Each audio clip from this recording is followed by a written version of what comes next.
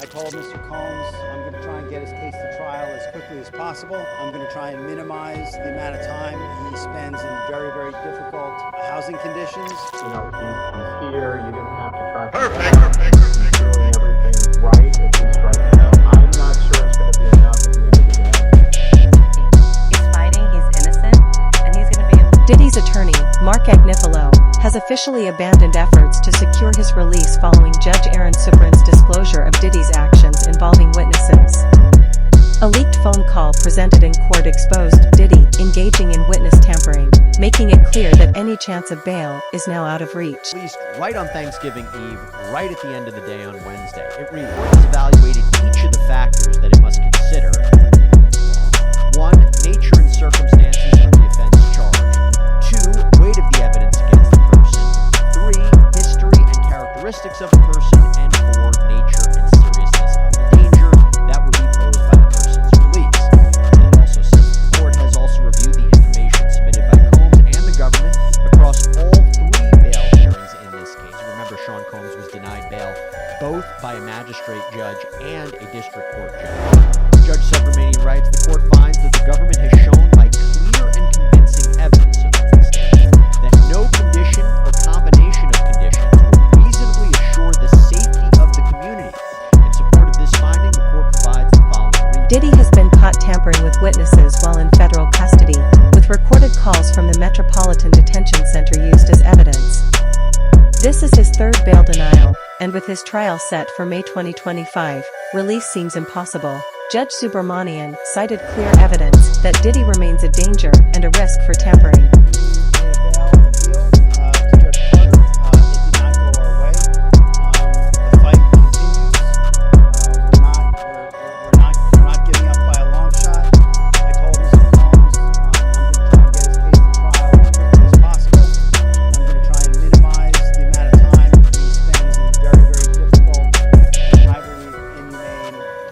Housing conditions in the special housing unit of the Metropolitan Detention Facility, and I'm going to do everything that I can to move his case as quickly as possible. I understand that the government has a great amount of electronic devices that they have to download and provide to me, but everything's on nothing's on the defendant's timetable, and they're going to have to accommodate me and him to give us a quick trial. He's ready, he's focused. He has been ready to defend this case since he first found out about this case. Nothing has changed from his perspective. I obviously would much prefer to fight this case with him out of jail, and we are going to try to bring that about through additional legal process. But wherever he is, his resolve is the same. He believes he's innocent. I believe he's innocent.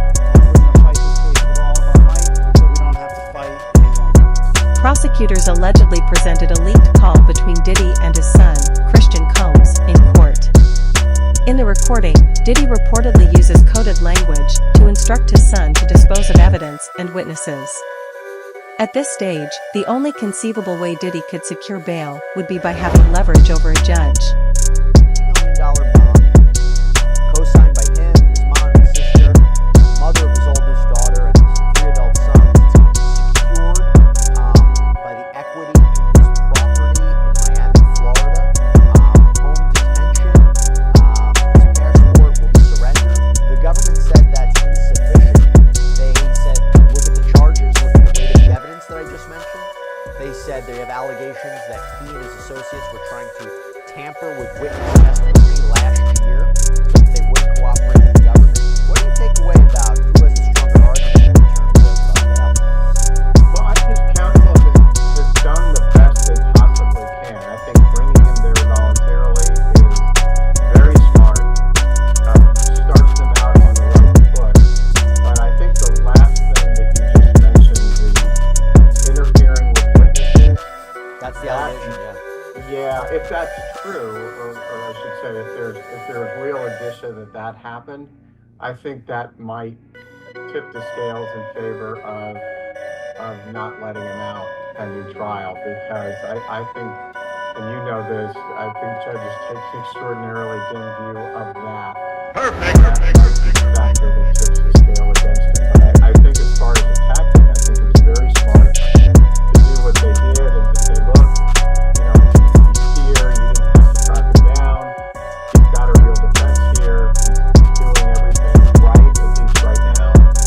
I'm not sure it's going to be enough at the end of the day. Why is that not a fair outcome? What he did here is on a magnitude unlike anybody else you could imagine. A week after those public searches were televised, he gave us his passport. His children gave us his passport. He then paid off the mortgage entirely on his Miami home, $18 million.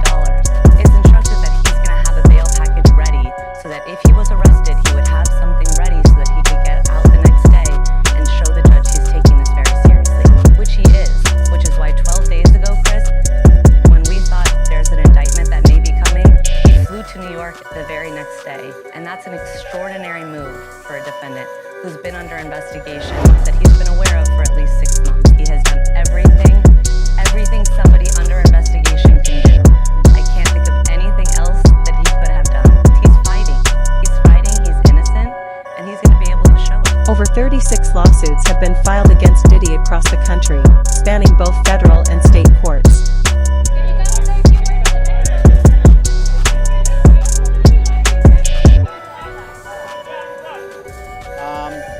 I think that we made the points that we wanted to make. I think it came out. Mr. Combs is a fighter. He's going to fight this to the end. He's innocent. He came to New York to establish his innocence. He's not afraid. He's not afraid of the charges. There's nothing that the government said in their presentation today that changes anyone's mind about anything.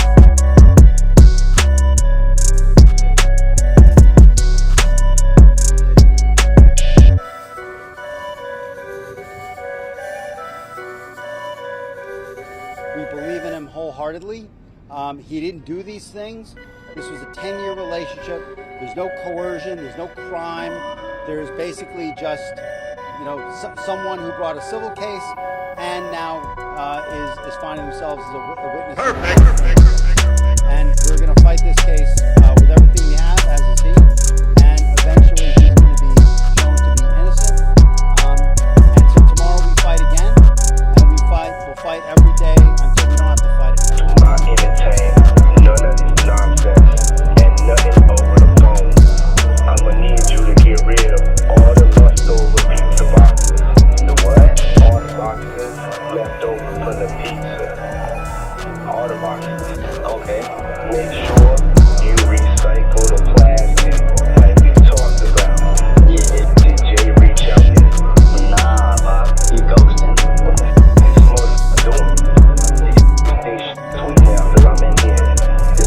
You about to get out on bail. No. Hey, yo, check this out. Need you to reach out to the producer. Let me know there's a release date for that new Netflix movie. Alright, Bob. It's been crazy right now. Everybody out there quiet as fuck. They're all hungry. Yeah, exactly. We gonna let them have their little fun, but I'm still gonna have the last laugh. What about all these lawsuits, though, Bob? Ain't none of them shit. I ain't worth nothing. Ain't got shit in my name anyway. Don't even worry about it. Bunch of money hungry. Gene Deal, Diddy's former bodyguard and a direct witness to behind-the-scenes events, has come forward to reveal hidden truths. He claims that Diddy has compromising information on nearly every prominent figure, and when the full list of names is disclosed, it will shock the public. It looks like he might get there. Now you're wondering why I'm saying that. See, they are trying to use some of the things that happen to criminals all the time, or inmates all the time. They always, brother, do those impromptu searches. And in one of the cases, in this particular case, they said that when they did the impromptu search, well, they took some of his legal information, and the judge ordered them to give that back. Perfect. So I guess the lawyers are going to come up with a couple of new things saying that he can't properly, have his case be properly, what do you call it when they client get their client and lawyer privileges. He can't properly do his case with, you understand, with them constantly going in the jail cell, searching him, taking his legal brief, taking his information, and then probably using it against him. But I don't believe none of that to be true. I believe that they went in there just like they do all the other inmates based on the information they had. You gotta realize this, bro. They found out that Diddy was using other inmates' phone calls. Now that probably happens all the time. You understand? And he gotta be probably the smartest, dumbest person that I know, because he gotta know that those phone calls are being. So whatever his lawyers them come up with, the prosecution gonna come up with something else. So the judge is gonna want to know, well, what did they do? You know, when they found out he was in violation of some of the stuff that he was doing. Did they charge him with something new? Did they take some of his privileges away? What has happened in the interim when he was doing this stuff that they alleged that he's done? So it's going to be a whole forestry of next week, because what they did was they held off whatever the procedures was going to go down today. The judge said he's going to revisit this next week. So I guess, I don't know if it's Monday, Tuesday, Wednesday, we'll find out what's going on. But it's going to be something that I think it may shock the world. Diddy's legal troubles continue to deepen. His desperate attempts to secure bail, even offering millions in collateral, have been repeatedly denied as the court sees him as a serious threat to victims and witnesses. With over 300 individuals ready to testify and new, shocking evidence emerging daily, it's clear that this case is far from over. Will Diddy finally face justice, or will his power and influence tilt the scales in his favor? Even when the feds caught them, they caught on this person and in his room. Right? So now, he goes in front of the first judge. The judge is like, yo, your lawyers can't handle you. You had plenty enough time to clean yourself up and start doing the right thing. So, I can't give you bail. You sitting up here, you done made 100 or something calls to this one girl that could be a potential witness. They said that you done blew up somebody's car. What I look like giving you a bail? So now what people don't understand, why would they lawyer go to another judge? Which is crazy to me. They think another judge is gonna give them bail because they said, I'm gonna give you $50 million, $100 million. No, they not gonna fight against each other when none of your circumstances have changed the first time. Your first bail, you show that you ain't do nothing, and you still had the ability to be threatening to witnesses. You still out of your mind, and I think they said they may have found pink cocaine. I told you cocaine is a hell of a drug. It has brought a lot of people down. A lot of people down. And I don't give a F, but I feel sorry for somebody I know that didn't use it. And now he losing his whole empire. And it's got to do with who he is as a person.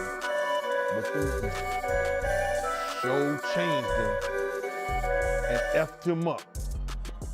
Because he thought that those people was going to give him bail because he was rich. Now, a lot of rich people still go to jail. Not like we do, but they still go to jail. Especially when they got them like that and the attention, the bad press and the bad attention he's been. If granted bail, Diddy could silence victims using his wealth and power.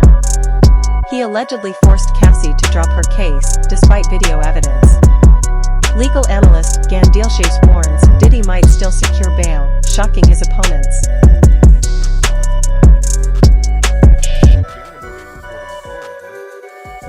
in order to you to think that you could get away with doing any kind of witness tampering in prison, you gotta probably be one of the smartest, dumbest persons, because they take everything, bro.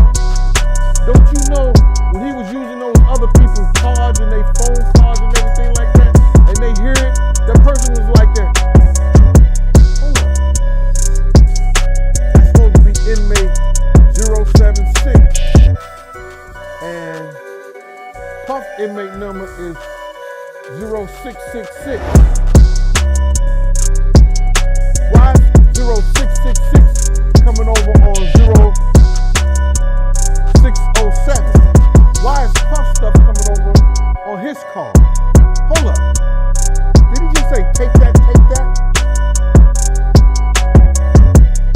Do I hear bad boy come out and play? They know his voice.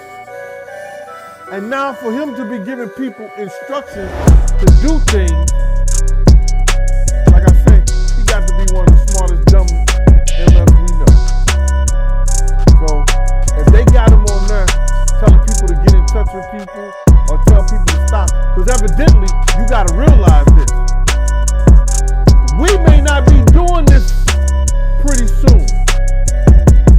We may not be even talking about Puff. None of these YouTubers. Because of what? They trying to get a gag order on social media. They trying to get a gag order on social media. That nobody should be discussing these cases or his case or anything about him. And that's crazy. I know the judge is not trying to stop people's freedom of speech, their constitutional right. How dare his lawyers with that bull? They're trying to get a gag order on social media. Anyone speaking on him. That's why, did you hear about that they had private investigators going to content creators?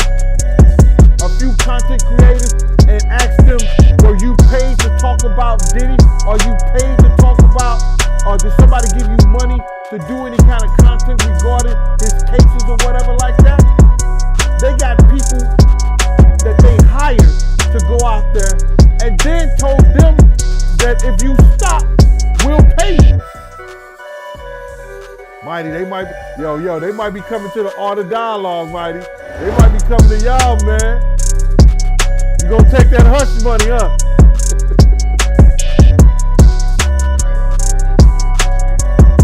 Wow. I didn't hear none of that, man. All I know is that, the guards are being closely monitored. Because it was said that he was on a cell phone. And I don't think you could have a cell phone in the Brooklyn House of Detention, the Brooklyn or the Manhattan House of Detention. I don't think you could have a cell phone. And I heard that he had a cell phone. He made some calls to some people. So they're gonna watch the guards closely, because if you remember with the Epstein case, and check this out. Those two guards that were supposed to be brought up on charges because they falsified records, you ain't heard nothing else about it. Diddy may be willing to offer hundreds of millions as collateral for bail, but he shows no signs of changing. Despite knowing his calls are recorded, he continues to use coded language and engage in witness tampering.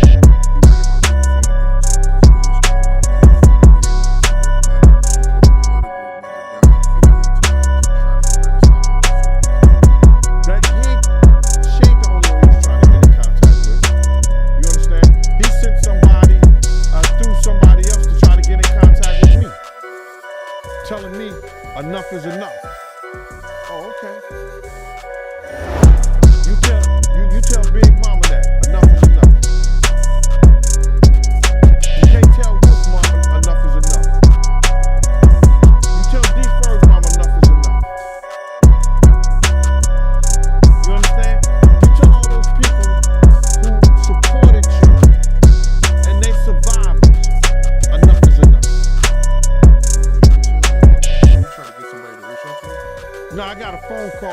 from Kirk Burroughs.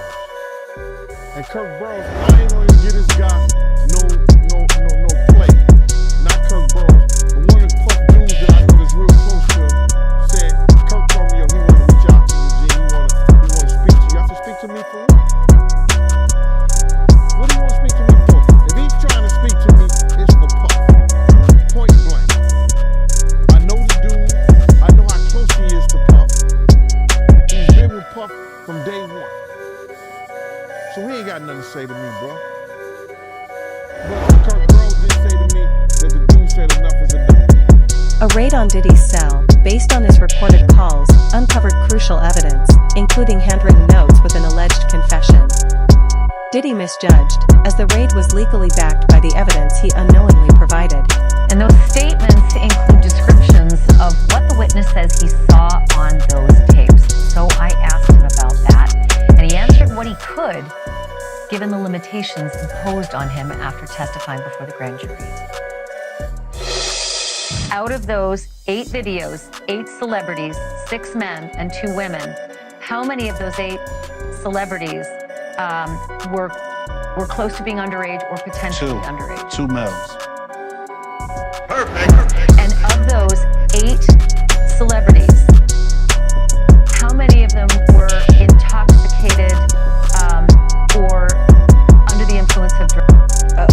This is going to be all speculation. I just want to preface it by he wouldn't know if Appear they to be. were. Right. Sure. Appear to Let be, me rephrase right, it. Based on, yes. Understand. Out of the 8 celebrities who were reported having intimate relations with Sean Combs, how many of them appear to be either inebriated or intoxicated or under the influence? All of them. All of them. Out of those 8, how many appear to be potentially victimized? How many might have been victimizing? I think all.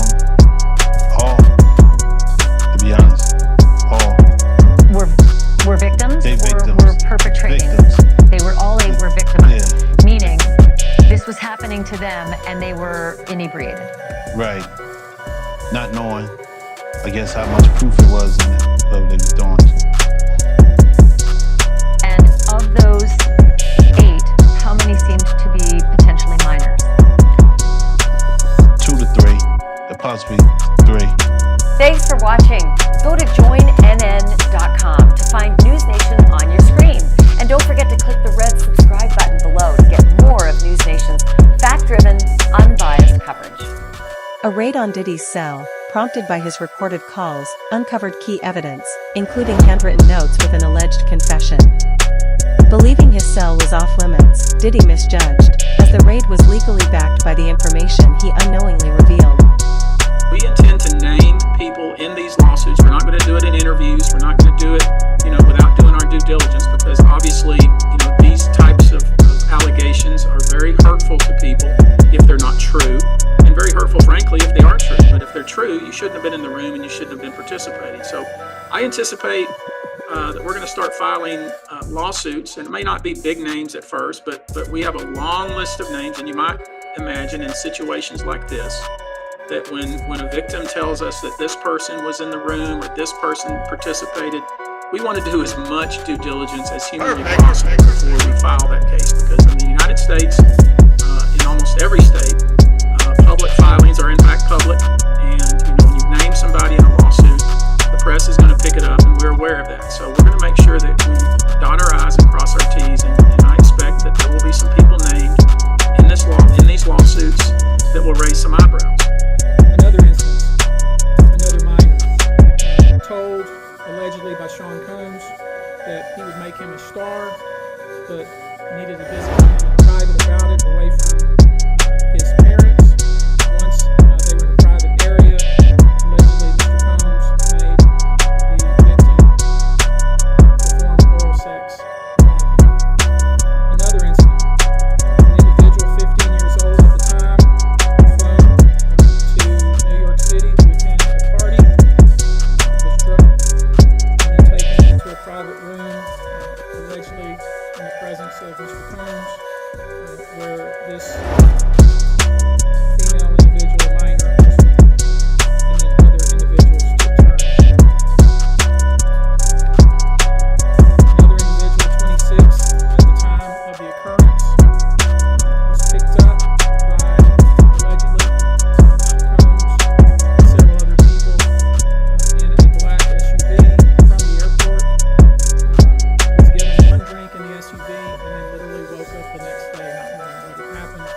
but with pain and damage to both her vagina and her anus. She then went to the hospital. She was missing her underwear and her shoes. Another instance, individual, this time not minor, attended a group dinner, allegedly with Sean Combs in Miami. She wasn't drinking because she was pregnant, but whatever she drank at the table, apparently, at least according to her, was laced with something. She blacked out, and she woke up in the same bed, again allegedly, with Mr. Combs in his mansion in Miami. Her vagina and her anus were torn and sore. Why never anybody came out defending Diddy? Perfect. Nobody came out. It's all about the money. They saw what he did to Cassie. With the kicking, punching. They saw what they did to Cassie. They know that nobody in America like that. So now, these people are represented by a brand. Whether it's something about the music, clothing, movies, they're not gonna come out and speak on nothing that has anything to do with them. And they praying that they not on the tape doing crazy stuff, being oiled up in the whole 9 yards. They praying. So until the feds say, hey, yo, listen here. We got you on, hey buddy, we got you on this tape, and the girl looked like she was pretty young. We're not gonna show it, but we need you to come and testify against Brother Love, P. Diddy, Puff Daddy, John Combs. That's when they're gonna start talking, and they're not gonna be talking in his face. When the feds come to them and show them what they got on tape. Because if he had 250 tapes all over, 250 cameras all over the house, somebody got caught stealing a cookie out the cookie jar. It could be your favorite pastor. It could be your favorite politician. But they didn't think they was being watched. And Brother Love was watching. Yeah, I mean, TDJC never even came out and said anything. And him and Diddy was real cool. Amen. Amen. Yeah, man. And I know the people in the congregation over there is shaking in their boots because this man then led them probably allegedly probably led them to damnation because those people's hearts are gonna be broken if that man is seen on those tapes doing anything. Because people always put their faith in the past instead of putting their faith in God. And what they need to do is understand that he's just a man. And he has a history. Not looking too good.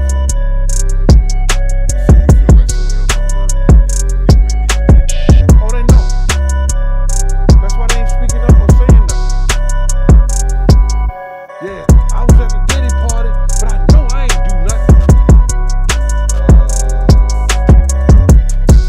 When you don't know somebody's taping you, when you don't know that somebody is videoing you in some kind of form or fashion, you got that alcohol, you got the venue,